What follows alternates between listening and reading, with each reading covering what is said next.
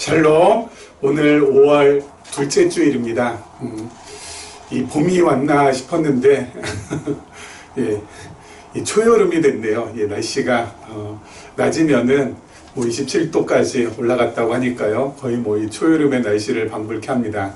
여러분들 육적으로나 또 영적으로나 늘 강건하시기를 간절히 우리 소망합니다. 우리 지난 시간에 이어서 계속해서 우리 창세기 말씀 우리가 살펴보고 있는데요.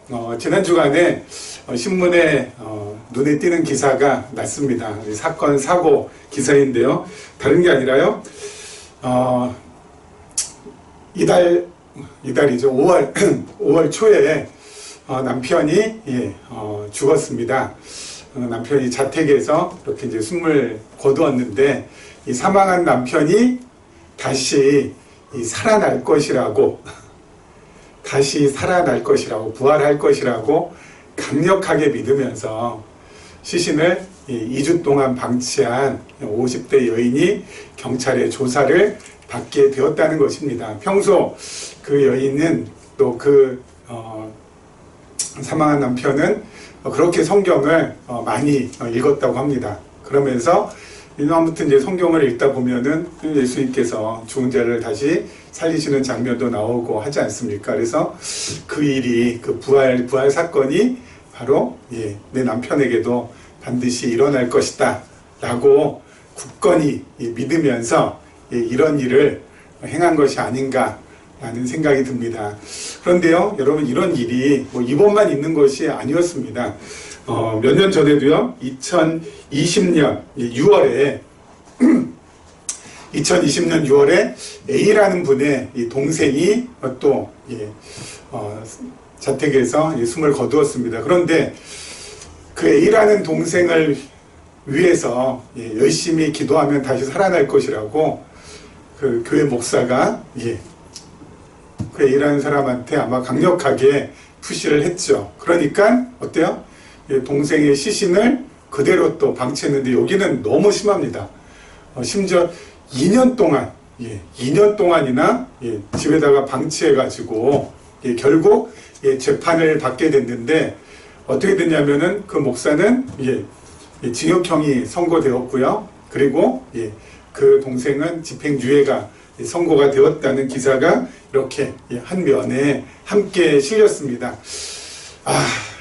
이 기사를 읽으면서 정말 깝깝하고 답답하고 안타깝고 여러 가지 그런 심정들이 정말 만감이 교차했습니다. 여러분, 왜 이분들은 이렇게 했을까요? 왜 이분들이 이렇게 했을까요? 결국 근원을 찾아가다 보면은 딱 한 가지로 떨어집니다. 다른 것이 아니라 바로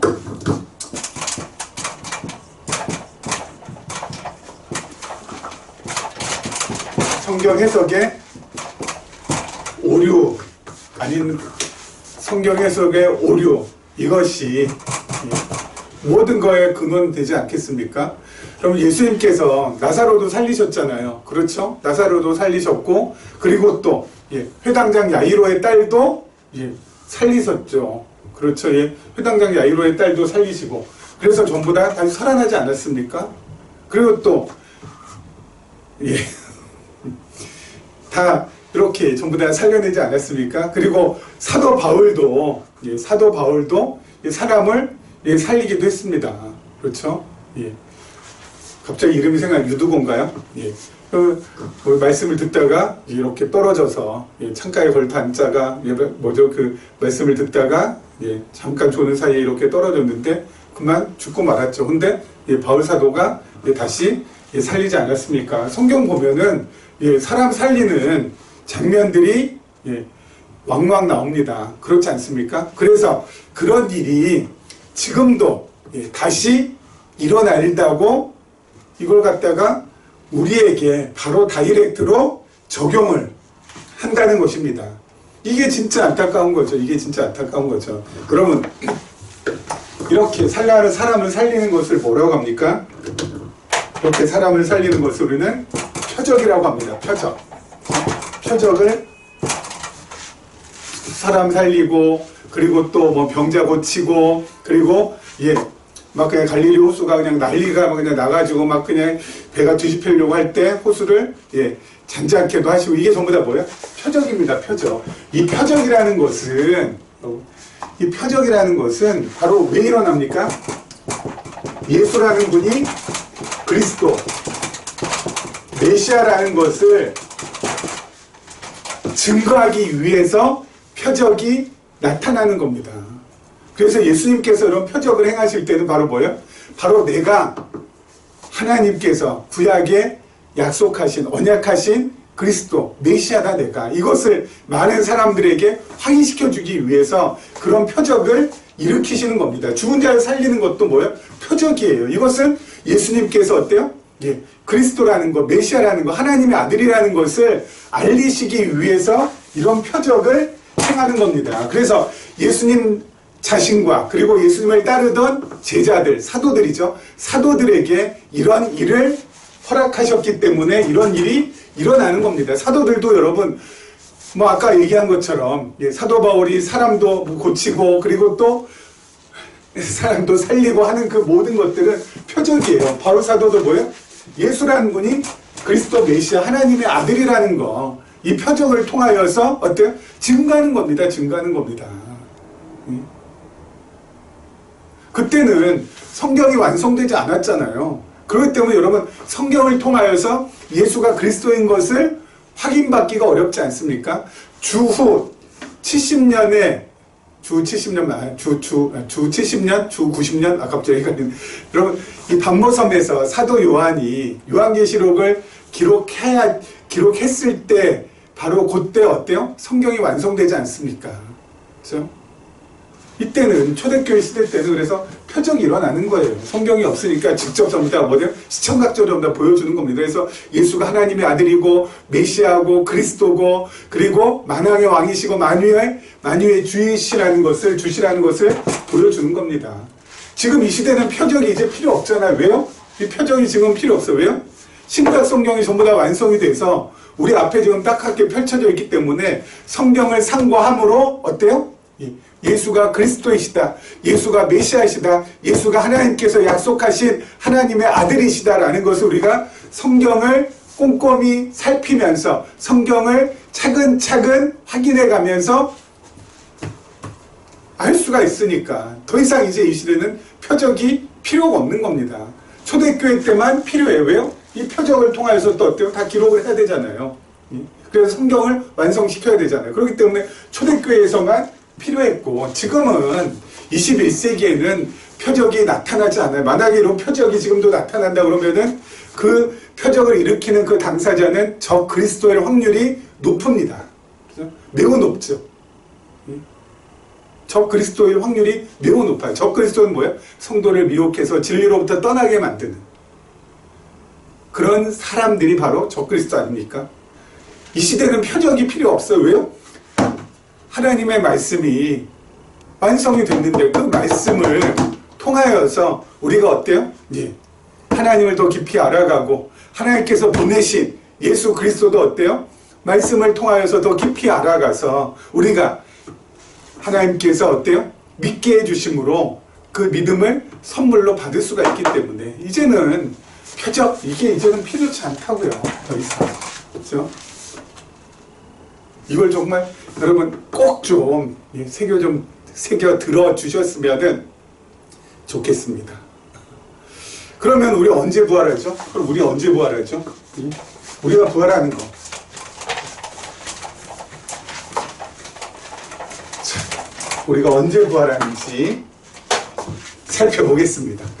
자, 예수님께서 오신 이후 지금은 이방인 구원 시대입니다. 그리고 이방인 구원 시대가 끝나면은 유대인들 구원 시대가 옵니다. 유대인 구원 시대가 오고요. 유대인 구원 시대가 끝날 때 뭐예요? 예수님께서 재림하십니다. 바로 예수님께서 재림하신 이때 첫 번째 부활이 있습니다. 첫 번째 부활. 바로 누구요?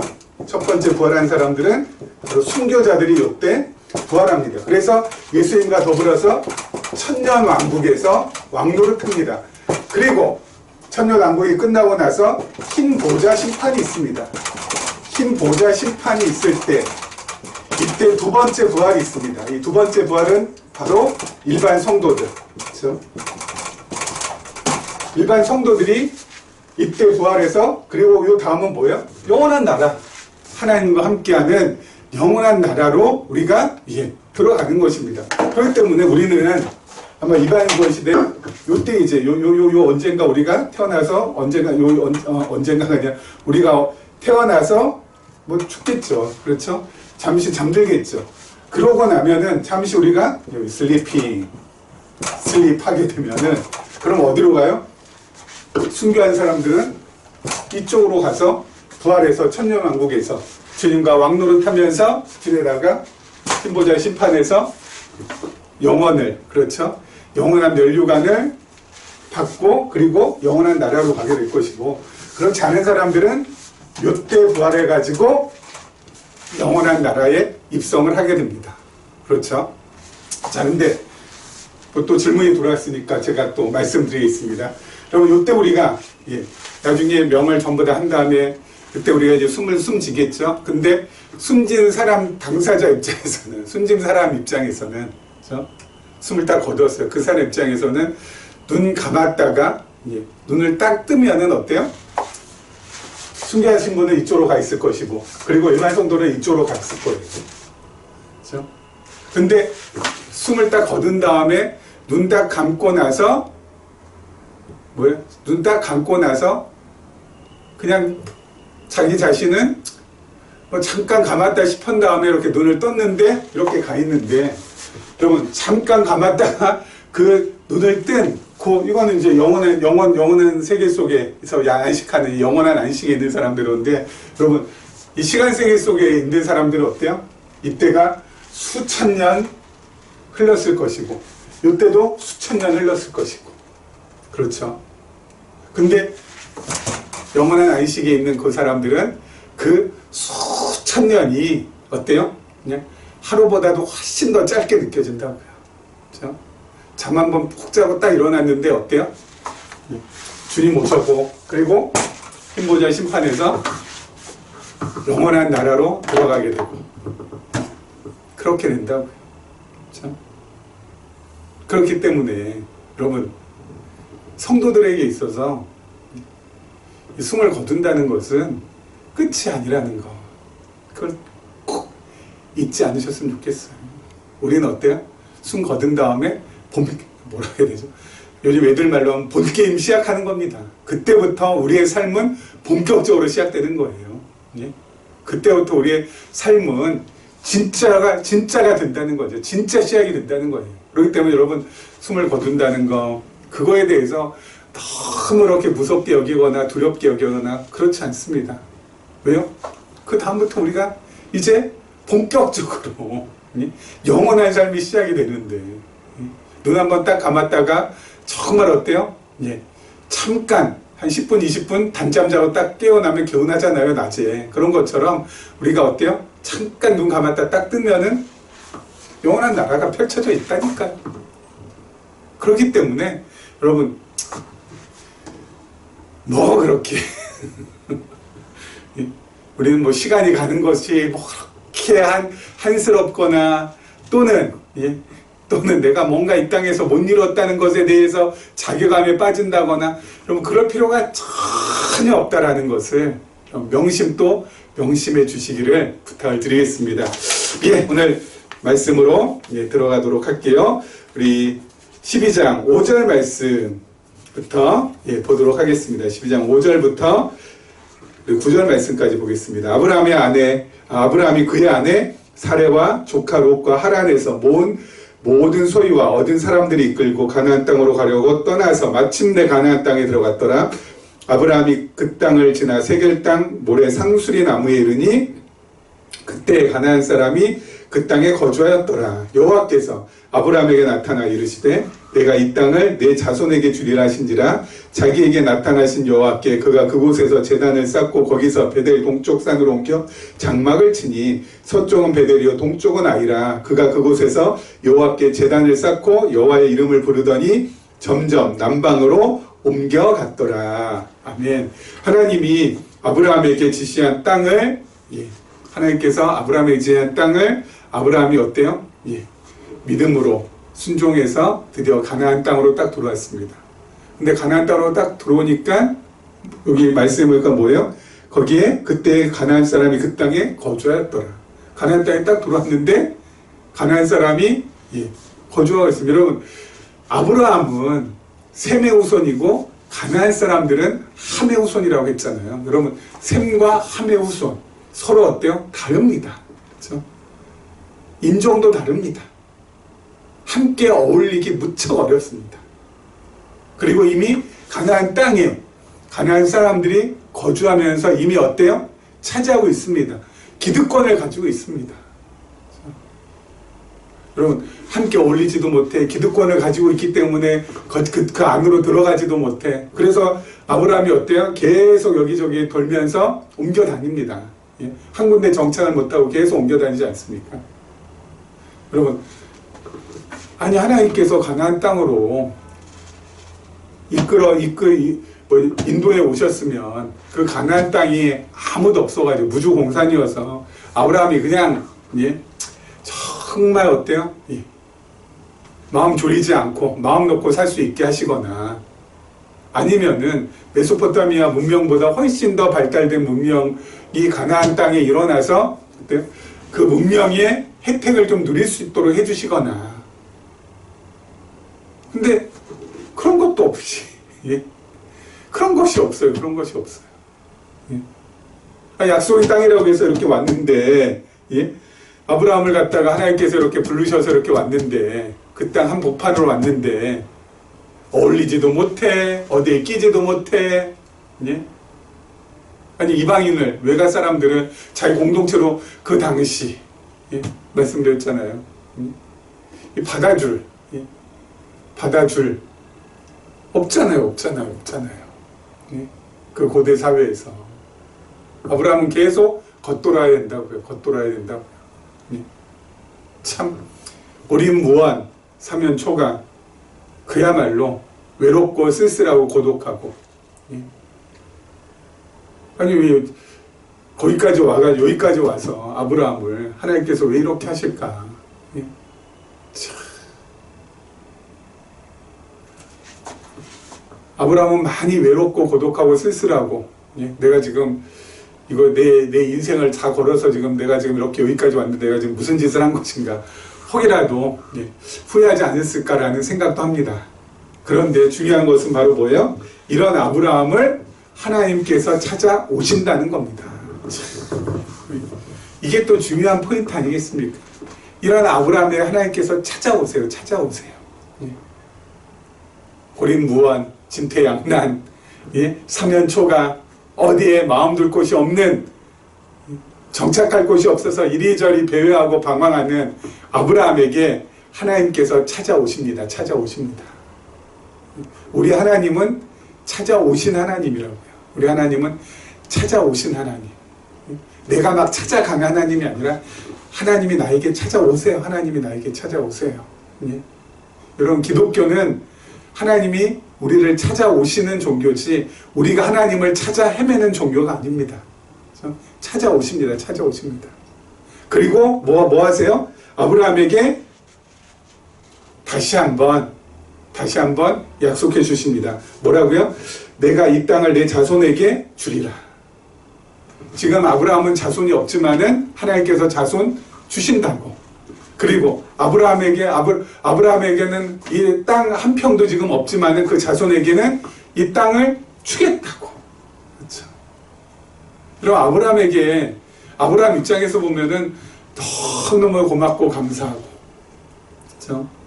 정말 마음둘 곳 없이 이리저리 배회하는 자신에게 하나님께서 찾아오셔서 이런 약속을 다시 한번 해주시니까 얼마나 감사하겠어요. 그리고 얼마나 큰 용기가 나겠어요. 그렇죠? 여러분, 엄청난 용기가 나죠. 그래서 다시 한번 이 약속의 땅을, 여기에서 내가 거주할 곳은 없지만은 그 하나님의 약속을 바라보면서 하루하루 힘차게 살아갈 수 있는 힘은 생기지 않았을까 싶어요. 그럼 우리도 마찬가지입니다. 우리도. 그렇지 않습니까? 우리도. 하나님께서 마음 들 곳 없어서 힘들어하는 우리들 찾아오셔서 우리에게도 똑같이 약속해 주시죠. 어떤 약속해 주셨을까요? 하나님께서 우리에게 해주신 약속은 어떤 약속일까요? 다른 게 아니죠. 뭐야?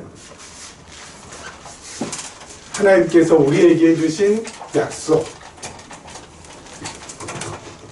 무엇입니까?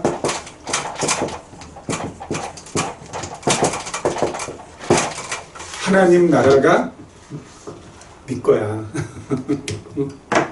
내가 하나님 나라 너한테 줬어. 내 나라 내가 너한테 주었어. 여러분, 우리는 하나님 나라 가진 사람이에요. 그렇죠? 하나님 나라가 우리 거라고요. 우리 거. 내 거예요. 내 거. 하나님 나라는 내 것입니다. 여러분, 이게 너무 중요해요. 너무 중요해요. 여러분, 지금 우리가 살고 있는 요 서초구는요, 대한민국 전체로 봤을 때는 한 점에 불과합니다. 그렇죠? 서초구 대한민국 전체로 봤을 때 한 점에 불과하죠. 여러분, 대한민국 엄청 넓은 것 같지만은 지구 전체로 봤을 때는 어때요? 또 한 점에 불과해요. 아무것도 아니에요. 그렇죠? 지구 전체로 봤을 때는. 여러분, 지구가 또 이렇게 엄청 넓고 엄청 큰 것 같지만은 여러분 어때요? 태양계에서 봤을 때 지구는 한 점에 불과해요. 그렇죠? 그렇지 않습니까? 태양계로 봤을 때는 지구는 한 점에 불과하지 않습니까? 그런데 여러분, 이 태양계 역시 엄청나게 크잖아요. 그런데 우리 은하계, 수천만 개의 별로 구성되어 있는 우리 은하계에 딱 보면은 태양계도 뭐야? 한 점에 불과해요. 우리 은하계가 어마어마하게 크잖아요. 그렇죠? 예? 그런데 여러분, 우리 은하계도요, 우주 전체로 봐서는 어때요? 한 점에 불과하다고요. 그렇죠? 우주 전체로 봐서는 여러분 한 점에 불과한 게 우리 은하계예요. 근데 여러분, 우주가 얼마나 넓습니까?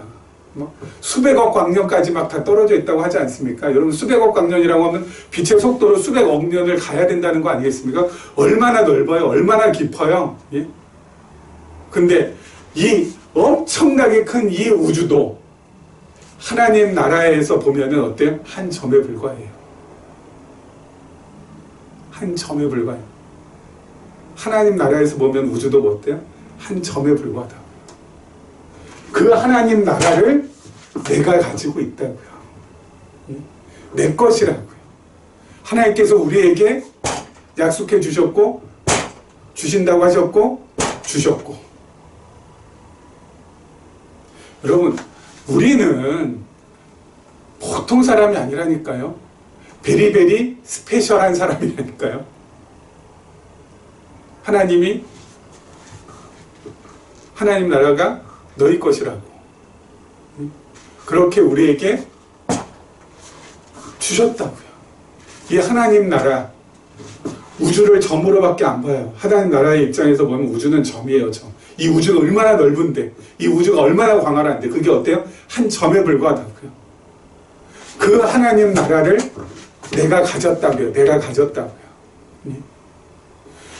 그렇다면 무엇 때문에 우리가 무엇을 먹을까, 무엇을 입을까, 왜 걱정해야 되냐고요. 하나님 나라 가진 사람인데, 하나님 나라를 내 것으로 만든 사람인데, 어떻게 살지? 앞날은 어떻게 될까? 왜 불안해하느냐고요. 왜 뭐가 불안해요? 뭐가 불안해요? 예? 하나님 나라를 가진 사람인데, 우주를 점으로 여길 수밖에 없는 그 어마어마한 나라, 하나님 나라를 가진 사람이 바로 우리인데, 무엇을 먹을까, 무엇을 입을까, 무엇 때문에 걱정해야 되고, 내 장래 어떻게 펼쳐야 될까 왜 걱정해야 되고, 내 건강은 과연 괜찮을까 왜 걱정해야 되고, 응? 나는 앞으로 내 노후는 어떻게 보장될 것인가 왜 걱정해야 되고, 응?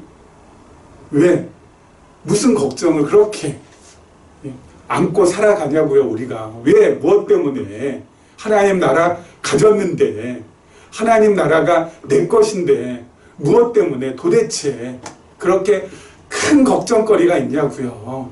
예? 그렇지 않습니까? 하나님께서 찾아와 주셔서 아브라함에게, 예? 계속 그냥 나그네의 인생처럼 그렇게 살아가는 아브라함에게, 그리고 자식 하나 없는 그 아브라함에게 내가 너 자식 줄 거야. 그리고 이 땅 내 자손들에게 내가 너 줄 거야. 응? 너 걱정하지 마. 그럼 여러분 끝난 거 아닙니까? 예? 끝난 거 아니고, 아브라함 뭐 걱정하고 뭐 여기에 뭐 가나안 사람들이 살고 가나안 사람들하고 동화가 못 되고, 그래서 자기가 뭐 살 곳이 없고, 그래서 늘 떠돌이 생활해야 되고 여러 가지 불편함이 많고, 그래도 어때요? 살아갈 수 있는 거예요. 왜요? 하나님께서 약속하신 것이 있기 때문에 그 약속 딱 붙들고 어때요? 가는 거거든요. 여러분, 우리도 이 척박한 환경, 힘든 상황, 어려운 상황, 어려운 환경 하나님께서 주셨지만은 거기에다가 또 우리에게 어때요? 하나님께서 약속해 주셨잖아요. 하나님 나라 너 것이라고. 응? 광석아 하나님 나라 광석이 네 거야. 응? 그렇다면은 그 하나님 나라를 가진 나로서는 어때요? 척박하고 힘들고 어렵고 부대끼고, 예? 이게 뭐 그렇게 대수냐고요. 예? 다 어때요? 뛰어넘을 수 있지. 다 어때요? 초월할 수 있는 것이지. 다 어때요? 의연하게 나갈 수 있는 것이지. 그렇습니다. 자, 우리 마지막 절 한번 볼까요? 그 땅에 기근이 들었으므로 아브라함이 애굽에 거류하려고 그리로 내려갔으니 이는 그 땅에 기근이 심하였습니다. 참, 그야말로 설상가상이죠.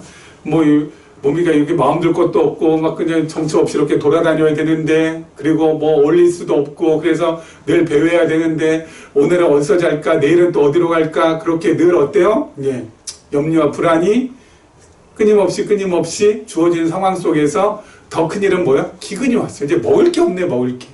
예? 기근이 없어요. 기근이 없네. 기근이 들었어요. 아니, 약속의 땅이라고 했는데 와서 왔는데 이게 뭐 이렇게, 예? 생각했던 거하고는 좀 반대예요. 예? 약속의 땅이라고 해서 왔는데 사람들이 뭐 환영해 주거나 뭐 반겨 주거나 그런 것도 전혀 없고, 예?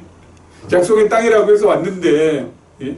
계속 돌아다녀야 되고 나그네처럼 약속의 땅이라고 해서 왔는데 기근이 들었어요. 기근이. 예? 아니, 이게 도대체 무슨 조합니까? 예? 참,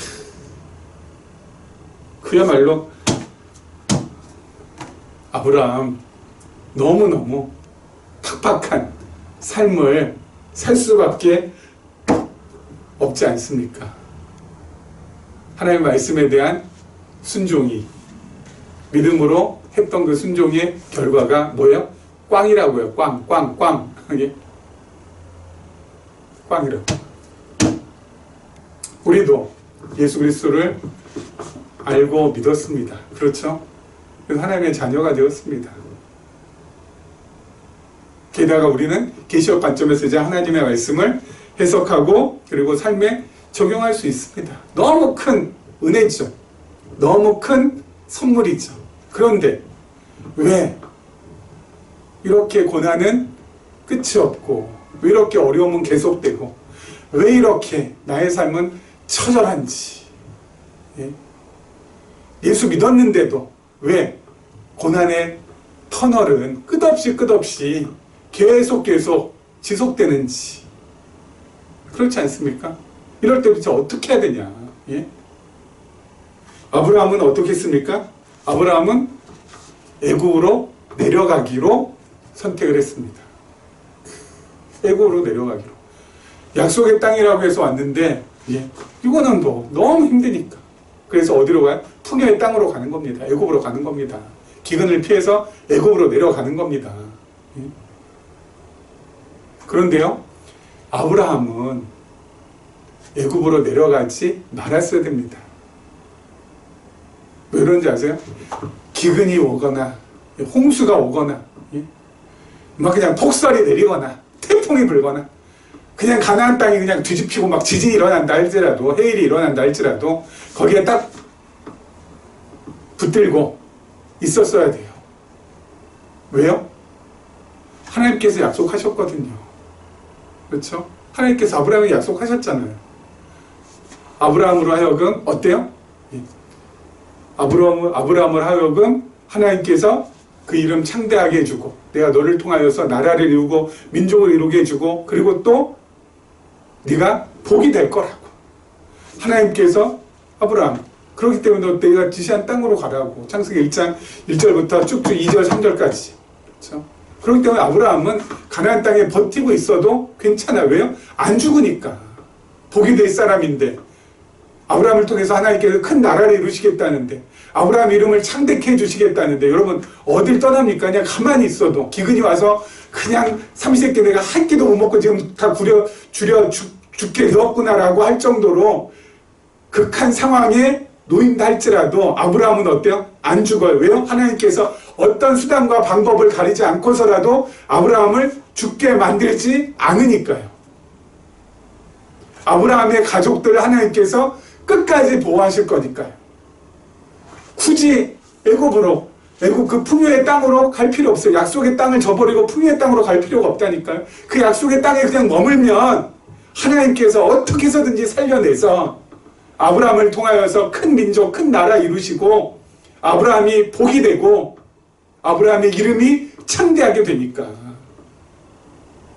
근데 아브라함이 정신을 바짝 차리지 못했어요. 그래서 애굽으로 갑니다.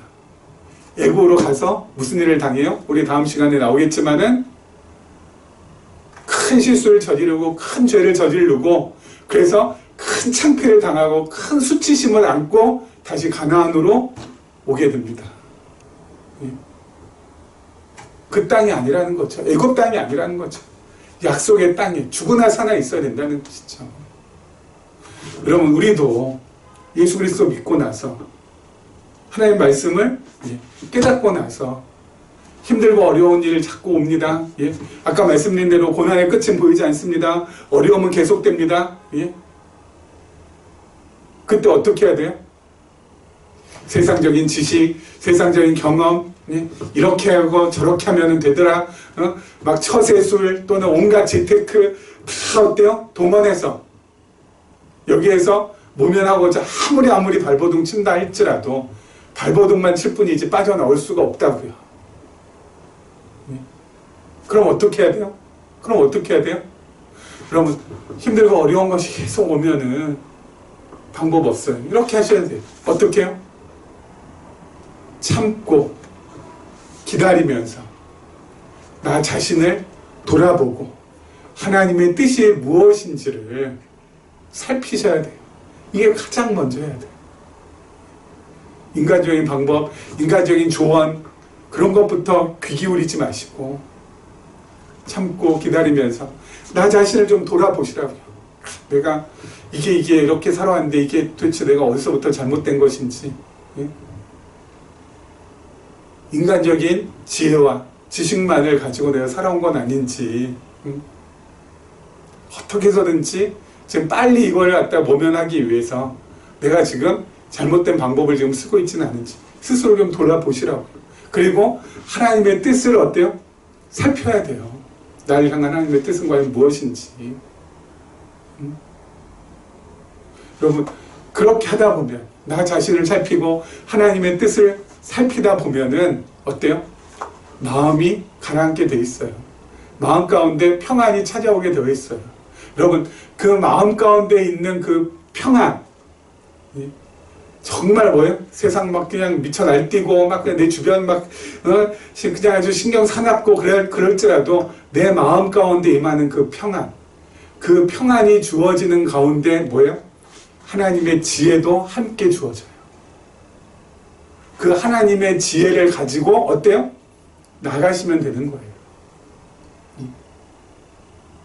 마음이 하나님의 하늘로부터 주어지는 마음의 평안이 있을 때 어때요? 그때 하나님의 지혜도 같이 나에게 온다고요.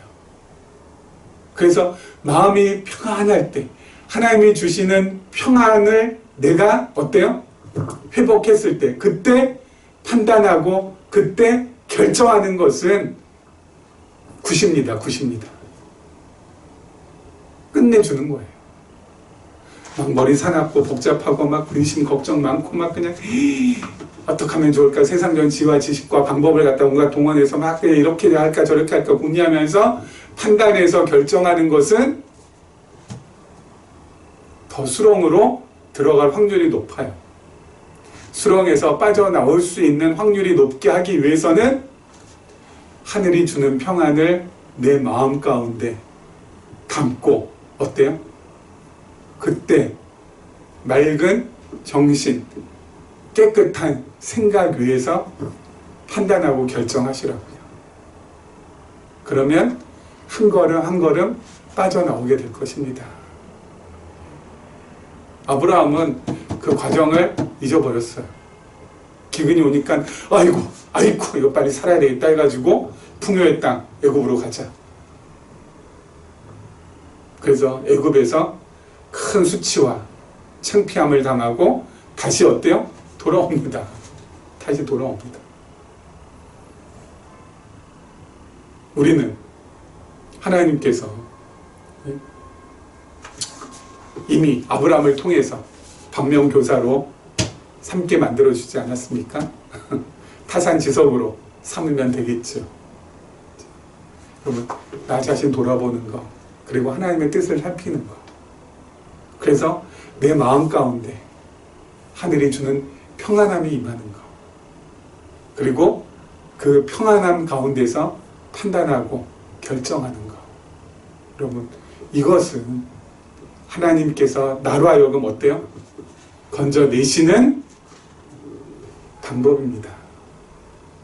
그렇기 때문에 예수 믿었는데 도대체 나한테 왜 이런 어려움이 오냐고, 나한테 왜 이런 고난이 오냐고, 나는 왜 이렇게 하는 일마다 되는 것이 없냐고 그렇게 한탄하고 계시다면은 어때요? 자기 자신 한번 돌아보시고 하나님의 뜻을 살펴보시는 것부터 시작하시길 부탁을 드리겠습니다.